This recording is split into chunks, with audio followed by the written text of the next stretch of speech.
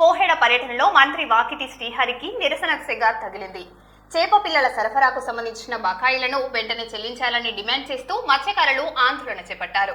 మంత్రి ప్రసంగం జరుగుతుండగా నిరసన వ్యక్తం చేసిన వారిని పోలీసులు అదుపులోకి తీసుకుని అరెస్టు చేశారు.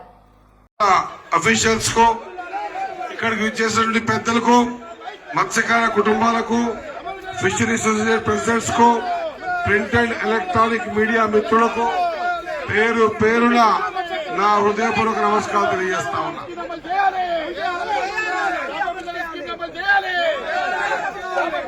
సోదరు పోలీస్ వ్యవస్థ ఎస్ఐ గారు ప్లీజ్ ప్లీజ్ ప్లీజ్ వాళ్ళకి నేను రిక్వెస్ట్ చేస్తా ఉన్నా. ఏదైనా సబ్జెక్ట్ ఉంటే దయచేసి సబ్జెక్ట్ ఇవ్వండి, ఆ సబ్జెక్ట్ మీద మాట్లాడదాం.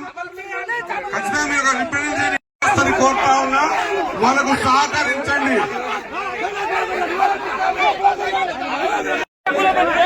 ఆ వ్యవస్థకు న్యాయం జరగదన్న విషయాన్ని గుర్తుపెట్టుకోవాల్సిందిగా కోరుతా ఉన్నా. దయచేసి అందరూ కూర్చోండి, అందరూ కూర్చోండి ప్లీజ్.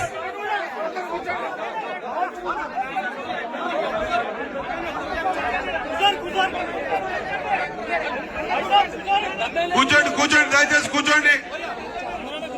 గత 10 సంవత్సరాలుగా మేము కాంగ్రెస్ ఉన్నప్పుడు ఏదైనా కార్యక్రమం తీసుకుంటే టీఆర్ఎస్ పార్టీ నా మీదనే దాదాపు 100 హౌస్ అరెస్ట్ చేసిన సందర్భాలు చూశాం.